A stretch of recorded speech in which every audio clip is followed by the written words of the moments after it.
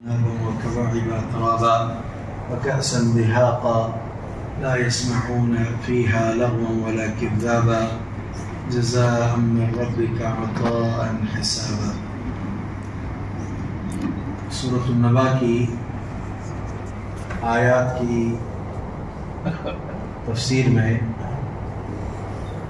کچھ بنیادی باتوں کا پچھلے دروس میں تذکرہ ہوا۔ آج کے درس میں بھی دو چند باتوں کا ہم ذکر کریں گے۔ اللہ رب العالمین نے آیتوں میں اس بات کو واضح فرمایا ہے کہ متقیوں کے لیے یا بلا شبہ پرہیزگاروں کے لیے کامیابی ہے۔ ان للمتقین مفازا۔ قرآن مجید میں ایسا بارہا ہوا ہے یا اس طرح کا اسلوب رہا ہے کہ کبھی ترغیب پہلے ہے بعد میں ترہیب ہے، کبھی ترہیب پہلے ہے بعد میں ترغیب ہے۔ تو سورۃ النبا میں ترہیب ڈرانے والا اسلوب پہلے ہے اور ترغیب والا اسلوب بعد میں ہے، رغبت دلانے والا اسلوب بعد میں ہے۔ پہلے جہنمیوں کا تذکرہ ہوا، ان کے عذاب کا ذکر ہوا، اب جنتیوں کا ذکر ہو رہا ہے، ان پر جو نعمتیں ہوں گی ان کا بیان ہوگا۔ تو ترغیب اور ترہیب یہ اسلوب قرآن مجید میں بہت سارے مقامات پر ہے۔ تو ترغیب کیا ہے؟ ایک آدمی اگر کامیابی چاہتا ہے تو تقوی اختیار کرے، یہ اصل میں رغبت دلانا ہے۔ فائدہ کیا ہوگا؟ کامیابی ملے گی، اور کامیابی میں کیا کیا چیزیں ہاتھ آئیں گی؟ مختلف جگہوں پر مختلف چیزوں کا تذکرہ ہے، مگر سورہ نبا میں کن چیزوں کا ذکر ہے؟ حدائق و اعنابا، باغات ملیں گے، وَأَعْنَابًا، انگور ملیں گے، وَكَوَاعِبَ أَتْرَابًا، ہم عمر باکرہ کماری لڑکیاں ملیں گی، وَكَأْسًا دِهَاقًا، چھلکتے ہوئے جام ملیں گے، لَا يَسْمَعُونَ فِيهَا لَغْوًا وَلَا كِذَّابًا، وہاں جس باغ میں وہ لوگ رہیں گے نا، حدائق جو باغات رہیں گے، وہاں لغو باتیں، جھوٹی باتیں، جھٹلانے والا کوئی معاملہ نہیں سنیں گے۔ وہ جزاء من ربک عطاء حسابا، اور یہ جو کچھ ان کو ملے گا نا، یہ بدلہ ہوگا تمہارے رب کی طرف سے، عطاء حسابا۔ اور یہ بدلہ بھی وہ جو آپ نے جتنے اعمال کیے اتنا ایسا نہیں، بلکہ عطا ہوگی اللہ تعالیٰ، پورا پورا حصہ ہوگا یہ۔ چلیے اب تھوڑے تھوڑے چیزوں کی وضاحت کر لیتے ہیں۔ سب سے پہلی بات تو ہے کہ حدائق لفظ استعمال ہوا ہے، باغات، ایک باغ نہیں، باغات ملیں گے۔ ایک جگہ تو سورہ رحمان میں اللہ نے کہا نا، وَلِمَنْ خَافَ مَقَامَ رَبِّهِ جنتان، دو جنتیں ملیں گی۔ کئی باغات کو، کئی جنتوں کو ایک بڑی جنت جو ہے نا وہ شامل ہے، یا کئی باغات ایک بڑی جنت میں شامل ہیں۔ اب آپ یہ دیکھیے، حدائق جس کو کہتے ہیں ایسا باغ جس کے اطراف و اکناف میں، جس کی چہار جانب دیواریں، یا جس کو ہم کہتے ہیں وہ باڑ یا باؤنڈری یا کمپاؤنڈ جس کو ہم کہتے ہیں نا، وہ قائم ہو، اس کو کہتے ہیں حدائق۔ حدیقہ کی جمع ہے یہ۔ معلوم ہے ایک باغ ہے، اتنا وسیع ہے کہ اس کے وسعت کی انتہا پر جو اس کو ملنے والا ہے کمپاؤنڈ ہے، باؤنڈری ہے، اور اس کے بعد باڑ لگی ہوئی ہے یہ۔ تو ایسے کتنے باغات اس کو ملیں گے؟ وہ سارے باغات ایسے ہی رہیں گے۔ تو یہ حدائق عربی زبان میں ریاض، اس کے معنی بھی باغ کے ہوتے ہیں، وہ ہے نا روضۃ من ریاض الجنہ، ما بین منبری و بیتی روضۃ من ریاض الجنہ۔ یہ جو میرا منبر ہے اور یہ جو میرا گھر ہے، اس کے درمیان کی جو جگہ ہے یہ ریاض الجنہ ہے۔ جنت کا کیا ہے؟ باغیچہ ہے۔ معلوم ہے کہ عربی میں ریاض کے معنی بھی باغ کے۔ یہ جو شہر ریاض ہے نا، اس شہر کو بھی ریاض اسی لیے کہتے ہیں کہ اس کے اطراف و اکناف میں کسی زمانے میں بہت باغات رہے. اب بھی اس کے قریب، اس سے متصل جتنی بستیاں ہیں اس کے قریب میں آپ جائیں گے تو کھجور کے باغات بہت ہیں. لہذا ریاض روضۃ من ریاض الجنہ، روضہ یا ریاض کس کو کہتے ہیں؟ باغیچے کو کہتے ہیں. اسی طرح عربی میں ایک لفظ ہے بستان، بستان کے معنی بھی باغیچے کے. اسی طرح عربی میں بھی مطلق جنہ جو لفظ ہوتا ہے نا دنیا کا باغیچہ، اس کے لیے جنہ بھی لفظ استعمال ہوا ہے. وہ جو آخرت کی جنت ہے دنیا میں بھی اس کے لیے ہے انا بلوناہم کما بلونا اصحاب الجنہ، ہم نے ان کو ایسے آزمایا ہے جیسے باغ والوں کو ہم نے آزمایا ہے. معلوم ہوا کہ باغ کے لیے عربی زبان میں مختلف کلمات ہیں. جنہ بھی اس کو کہا جاتا ہے، بستان بھی اس کو کہتے ہیں، روضہ یا ریاض اس کو کہتے ہیں، اور اسی طرح سے حدائق یا حدیقہ اس کو کہتے ہیں. تو ان تماموں میں سب سے اونچی قسم جو باغ کی ہے نا وہ کون سی ہے؟ وہ حدائق، حدیقہ. یہ باغات دیے جائیں گے متقیوں، پرہیزگاروں. اچھا، ان باغات میں ہما قسم کے پھلوں کے، فروٹ کے درخت ہوں گے یا پھل پائے جائیں گے. بطور خاص اللہ نے الگ سے جو ہے ایک جو ہے پھل کا تذکرہ کیا ہے. وہ کیا ہے؟ وہ اعناب، انگور دیے جائیں گے. ایک ایسا پھل ہے کہ خشک بھی استعمال ہوتا ہے، تر بھی استعمال ہوتا ہے. ایسی کھجور کا معاملہ ہے نا، کھجور ایک ایسا پھل ہے خشک بھی استعمال ہوتا ہے، تر بھی استعمال ہوتا ہے. انگور ایک ایسا پھل ہے کہ اس میں دانہ بھی ہوتا ہے اور دانہ نہیں بھی ہوتا ہے. کھجور ایک ایسا پھل ہے کہ اس میں دانہ بھی ہوتا ہے اور دانہ نہیں بھی ہوتا ہے. تو پھر اب کھجور کو یہاں استعمال کیا جا سکتا تھا، کھجور چھوڑ کر کے انگور کیوں؟ تو کھجور اس کی پیداوار ایک مخصوص زمین اور مخصوص علاقے کے اعتبار سے ہے. تو پھر اب دیگر مقامات کے رہنے والوں کے لیے مسئلہ پیچیدہ ہو جائے گا اگر صرف کھجور کی بات آئے گی. انگور ہر جگہ دستیاب، ہر جگہ اس کی پیداوار ممکن ہے، ہر زمین سے اگ سکتا ہے. اسی لیے اللہ رب العالمین نے بطور خاص انگور کا تذکرہ کیا کہ باغات ملیں گے، اس میں ہر طرح کے پھل ہوں گے. یہ عموم کے طور پر ان پھلوں میں انگور بھی شامل ہے، لیکن بطور خاص الگ سے اللہ نے انگور کا تذکرہ کیا ہے اس کی اہمیت کے پیش نظر. پھلوں میں انگور کو بہت اہمیت ہے. خشک استعمال کریں، خون کی صفائی کے لیے بہت مفید ہے. اس درد کے لیے، جوڑوں کے درد کے لیے انگور مفید ہے. خون کی صفائی کے لیے انگور مفید ہے.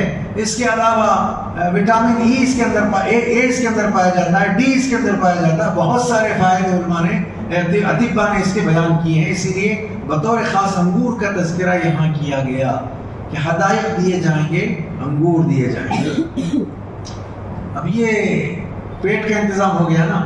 کتنا پیارا اسلوب ہے دیکھیں قرآن مجید کا کہ جنت میں سکون دینے کے، راحت دینے کے لیے کیا کیا ہے. سب سے پہلے بدنی تسکین.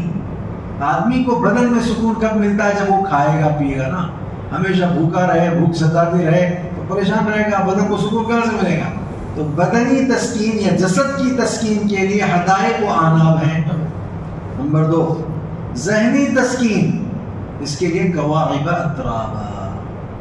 ہم عمر، یکساں عمر والی کنواری لڑکیاں دی جائیں گی. یہ اصل میں کواعب، یہ لفظ بڑا عجیب ہے عربی زبان کا. وہ کعب کس کو کہتے ہیں معلوم؟ وہ ٹخنا، وہ جو پیر کے کنارے پر ابھری ہوئی ہڈی ہوتی ہے اس کو کیا کہتے ہیں؟ کعب کہتے ہیں، کیونکہ وہ ابھر کر کے آئی ہے. کعبہ کو بھی کعبہ اسی لیے کہتے ہیں کہ پوری دنیا میں اس کا جو ابھار ہے نا، اس کی جو مطلب یہ کہ ترقی، اس کا جو نام، اس کی جو شہرت ہے، اس اعتبار سے بھی اور اس کی جو بناوٹ کے اعتبار سے بھی اس کو کیا کہا جاتا ہے؟ کعبہ کہا جاتا ہے. اور وہ ایک ابھری ہوئی جگہ پر، ظاہری بات ہے ابھری ہوئی جگہ میں سے بھی پہاڑی علاقوں میں نیچے والے مقام پر اس کو اگرچہ کہ بنایا گیا ہے لیکن دنیاوی اعتبار سے وہ کافی سطح پر، اونچائی پر ہے، اس لیے اس کو کعبہ کہتے ہیں. عجیب مسئلہ دیکھیے، کواعب یہاں لفظ استعمال ہو گیا ہے. بعض اہل علم نے اس کو کہا کہ ایسی عورتیں جو بالکل جوانی کی ابھی دہلیز پر قدم رکھ رہی ہیں تو ان کے جو پستان ہوتے ہیں ابھرنے والے، لہذا اس کی طرف اشارہ ہے کہ ایسی خواتین وہاں دی جائیں گی. اصل مسئلہ ہے کہ بعض لوگوں نے وہاں انگور کی بات آئی تو اس کو انار سے تشبیہ دی ہے. وہ انار کے مانند جن خواتین کے پستان ابھرے ہوئے ہوتے ہیں، ابھی ابھی جوانی ان کی شروع ہو رہی ہوتی ہے، لہذا ایسی خواتین ان کو دی جائیں گی. یہ کس کے لیے؟ ذہنی تسکین کے لیے. دو انتظام ہو گئے، بدن کے سکون کے لیے کھانا پینا ہے، ذہنی تسکین کے لیے ہم عمر. اچھا، ہم عمر کے بارے میں حدیث میں آیا ہے 33 سال کی ساری جو ہے وہ جو ہے خواتین ہوں گی. کتنے سال کی عمر ہوگی وہ؟ 33 سال. ہاں، 33 حدیث میں الفاظ ہے 33 سال کی عمر کیوں جنت میں ایسی جو ہے خواتین ملی جائیں گے. اس کے بعد روح کی تسکین کے لیے کیا ہے دیکھیے، لا يسمعون فيها لغوا ولا كذبا. سارے انتظام ہو گئے نا. جسم کی تسکین کا انتظام ہوا، ذہن کی تسکین کا انتظام ہوا، روح کی تسکین کا انتظام ہوا کہ اتنا پرسکون ماحول رہے گا کہ وہاں نہ جھوٹ، وہاں نہ کذب، نہ گناہ، نہ جھگڑا، نہ جھٹلانا، کچھ نہیں. آدمی بہت تسکین پائے گا، بہت سکون حاصل کرے گا. لہذا آخر میں اللہ تعالیٰ نے بات بیان فرمائی، جزاء من ربک عطاء حسابا. کیسا اسلوب ہے دیکھیے، انداز.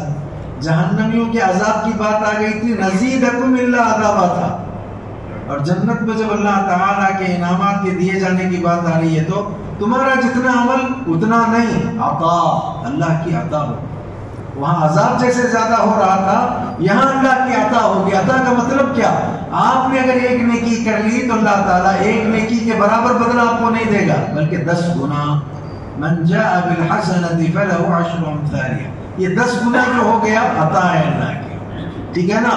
ایسے ہی مثل الذین ينفقون اموالهم في سبيل الله كمثل حبة انبتت 7 سنابل في كل سنبلة 100 حبة والله يضاعف لمن يشاء. اب آپ یہ دیکھیے، ایک دانہ زمین میں آپ نے دے دیا، اگر اللہ اس کے بدلے میں ایک ہی دانہ آپ کو واپس کر دے تو برابر ہی ہے نا؟ نہیں، 7 بالیاں نکلیں گی، ہر بالی میں 100 دانے ہوں گے. کتنے ہو گئے؟ ایک دانہ اور اس کے بعد 100. تو یہ کیا ہے؟ عطا ہے اللہ کی. آپ نے دیا تھا ایک دانہ، اللہ نے کتنا دیا آپ کو؟ 100. کتنے دی؟ 700 دی اللہ نے. تو اسی لیے اب تمہیں سمجھ میں آ رہا ہے، بعض لوگ پتہ نہیں اس نیت سے نہیں کرتے ہیں، لیکن اب وہ 700 اور ایک دانہ ملائیں گے تو کتنا ہوگا؟ 700 ہے. کسی لوگ کہتے ہیں بھائی 700 روپے مت لکھاؤ، 701 روپے، 50 پر 1 روپیہ، 11 روپے. یہ سب کیا مسئلے ہیں؟ یہ ان کے دماغوں میں بھی نہیں ہے. لیکن ہم اس کو شریعت کے حوالے سے دیکھیں گے. ان اللہ وتر یحب الوتر. ایک آدمی کی اگر یہ نیت بن جاتی ہے کہ اللہ وتر ہے، میں وتر کو پسند کرنے کے لیے ایسا دینا چاہتا ہوں، ٹھیک ہے، مظاہرہ کیا ہے اس میں؟ حرج ہے کچھ؟ کوئی حرج کی بات نہیں. شیخ بن باز رحمہ اللہ کو عرفات کے میدان میں جب وہ خطاب کرنے کے لیے آتے، لہٰذا گرمی کے ایام میں ان کے شاگردوں نے مشروب پیش کیا، کہا اے لیجیے مشروب. کہا نہ حاجت نہیں. کہا لیجیے. کہا لے لیا ایک مرتبہ. ایک مشروب پینے کے بعد اب اس کے بعد پھر دوسرا مشروب دیا گیا ان کو، دوسری بوتل. کا یہ لیجیے آپ، بہت گرمی ہے. کہا نہ اب حاجت نہیں ہے. کہا نہیں لیجیے. اب دوسرا پی کر تیسرا مانگ رہے ہیں. اب تیسرا دیجیے. عجیب مسئلہ. پہلا دے رہے تھے، انکار پر پی لیا، دوسرے پر انکار تھا، پھر پی لیا، اب تیسرا خود مانگ رہے ہیں. تو کہا شیخ عجیب مسئلہ ہے، دوسرے پر تو آپ انکار کیے جا رہے تھے اور تیسرا آپ نے خود مانگ لیا. تو کہا ان اللہ وتر یحب الوتر. اللہ کیا ہے؟ وتر ہے، وتر کو پسند کرتا ہے. نیتوں پر معاملہ ہے نہیں. تو لہذا آپ نے ایک دانہ دیا تھا، کتنے ہو گئے؟ 7 بالیاں، ہر بالی پر کتنا؟ 100. کتنے ہو گئے؟ 700. تو یہ اللہ کی عطا ہے. اور آگے اللہ کیا کہتے ہیں؟ واللہ یضاعف لمن یشاء. جس کے لیے اللہ چاہے اس سے بھی اور کئی گنا زیادہ اللہ تعالیٰ کر دیتا ہے. تو لہذا یہ اللہ کی عطا ہے. تو اللہ کی عطا کی وجہ سے آدمی جنت میں جائے گا، رحمت کی وجہ سے جائے گا، اور حساب بھی برابر کرے گا. کوئی ایک ہی نیکی ہوگی جو کئی گنا آپ کو جو اللہ تعالیٰ عطا کے طور پر اتنا دے گا ایک نیکی کے بدلے میں. بلکہ ایک روایت سمجھ کر کے بات ختم کر دیتے ہیں ہم. وہ جو قواعب اطراب آیا نا، جنت میں ہم عمر لڑکیاں ہوں گی، کنواری بچیاں لڑکیاں دی جائیں گی، تو وہاں یہ حدیثیں آئی ہیں کیا؟ یہ جنت کی ایک حور، جنت کی ایک عورت اگر صرف دنیا میں جھانک لے، بس اتنا ہی، کچھ نہیں، تو کیا ہوگا؟ ما بین المشرق والمغرب، مغرب اور مشرق کے درمیان کی جتنی بھی مسافت ہے، جتنی بھی جگہ ہے نا، سب روشن ہو جائے گی. چمکدار ہو جائے گی. لیکن میرا موضوع یہ نہیں ہے. میرا موضوع عطا کے حوالے سے جو بولنا ہے وہ کیا؟ حدیث میں اللہ کے نبی نے کہا وہاں کے حور کی سر کے دوپٹے کا عالم یہ ہے. کہاں؟ سر کا جو دوپٹہ ہوتا ہے نا، وہاں جو حور ہوگی اس حور کے سر پر جو دوپٹہ ہوگا وہ دوپٹہ اتنا قیمتی ہے کہ دنیا وما فیہا مل کر کے بھی اس ایک دوپٹے کی قیمت نہیں بن سکتی ہے. آپ اندازہ لگا رہے ہیں؟ پوری دنیا اور پوری دنیا کی چیزیں ایک طرف رکھو، اس سر کے دوپٹے کی قیمت کے طور پر اگر دینا چاہو تب بھی اس کی قیمت نہیں ہو سکتی. لہذا وہ دوپٹہ اتنا قیمتی ہے تو دوپٹے کے ساتھ حور مل رہی ہو تو کتنی قیمتی ہوگی، اس کی قیمت آپ کیا لگائیں گے؟ کیا ساری دنیا کی زندگی جو آپ نے عمل کی وہ قیمت بن سکتی ہے؟ صرف ایک وہ دوپٹے کی قیمت نہیں بن سکتی ہے. تو پھر یہ بقیہ جو کچھ آپ کو جنت مل رہی ہے، ہدایت مل رہی ہیں، ایک باغ نہیں باغات مل رہے ہیں، انگور مل رہے ہیں، اس کے علاوہ یہ عمر کم عمر جو ہے ہماری لڑکیاں مل رہی ہیں اور چھلکتے ہوئے جام مل رہے ہیں آپ کو. یہ سارے کے سارے چیزیں اللہ کی عطا ہے. جزاء من ربک عطا. جیسے وہاں عذاب زیادہ ہو رہا تھا ویسے یہاں اللہ کی عطا آپ پر زیادہ ہوئی ہے، جس کے نتیجے میں آپ کس کے حقدار ہو گئے؟ جنت کے حقدار ہو گئے. لہذا اللہ کی عطا بہت بڑی ہے، بہت بڑی ہے. اس کی عطا اس کے رحمت کے بغیر آدمی جنت کا حقدار نہیں بن سکتا، جنت پہ نہیں جا سکتا. اور چھلکتے ہوئے جام کا تذکرہ آیا ہے. ایسے جام ہوں گے کہ ان جاموں میں کوئی نشہ نہیں ہوگا، لذت بہت زیادہ ہوگی، بہت زیادہ لذت ہوگی. دنیا کے شراب میں کیا ہوتا ہے؟ بدبو بھی ہوتی ہے. دنیا کی شراب میں کیا ہے؟ بدبو کے ساتھ نشہ بھی ہوتا ہے. لذت کچھ نہیں ہے، وہ صرف عادی ہو گئے نا. کیا لذت ہے اس میں؟ کوئی لذت نہیں ہے. لہذا دنیا کے شراب میں لذت نہیں، دنیا کے شراب میں بدبو ہے، دنیا کے شراب میں نشہ ہے. لیکن وہاں کی شراب میں خوشبو بھی ہے، لذت بھی ہے، نشہ نہیں ہے. اتنی بہترین شراب آپ کو دی جائے گی، سب پی لیں، کوئی جھگڑا ہوگا؟ لا يسمعون فيها لغوا ولا كذابا. نشہ دیکھیے کتنا اچھا ہے. چھلکتے جاموں کے بعد اللہ نے کہا وہاں وہ لغو بات نہیں کریں گے. اس کا مطلب دنیا کی شراب پی کر آدمی کیا کرتا ہے؟ لغو باتیں کرتا رہتا ہے، بیکار باتیں کرتا رہتا ہے. اور کیا کرتا ہے؟ جھوٹ بولتا رہتا ہے، جھٹلاتا رہتا ہے. لیکن وہاں کی شراب کی خصوصیت ہوگی کہ پینے کے بعد جھوٹ بھی نہیں بولے گا، جھگڑا بھی نہیں کرے گا، جھٹلائے گا بھی نہیں اور بیکار باتیں سنے گا بھی نہیں. اتنی اچھی شراب ہے. تو لہذا تھوڑا سا صبر کر لینا چاہیے. کیا کر لینا چاہیے؟ اس شراب کو پانے کے لیے، اسے پینے کے لیے. کیا کرنے کے لیے؟ اس شراب کو پانے کے لیے، اسے پینے کے لیے تھوڑا سا صبر کرنا چاہیے. دنیا میں جس کو اللہ نے حرام کیا اسے چھوڑنا چاہیے اور جسے حلال کیا اسے اپنانا چاہیے. آج کے درس میں اتنی باتیں، مزید اور کچھ باتیں انشاءاللہ اگلے دروس میں وعدہ کریں گے. اللہ مجھے آپ سب کو جن جگہوں کی، جس جگہ کی نعمتوں کا ہم تذکرہ کر رہے ہیں، اللہ تعالیٰ بغیر عذاب کے، بغیر سزا کے ہم کو اس جگہ میں اللہ داخل فرمائے. نعمتوں سے اللہ تعالیٰ ہمیں مالا مال فرمائے. اللہ ہماری جو ہے زبانوں پر موت کے وقت کلمہ طیبہ جاری فرمائے اور اللہ تعالیٰ ہر طرح کی تکلیفوں سے ہمیں نجات عطا فرمائے. جنت الفردوس میں ہمیں جگہ عطا فرمائے. وآخر دعوانا الحمد لله رب العالمين. سبحانك اللهم وبحمدك اشهد ان لا اله الا انت استغفرك.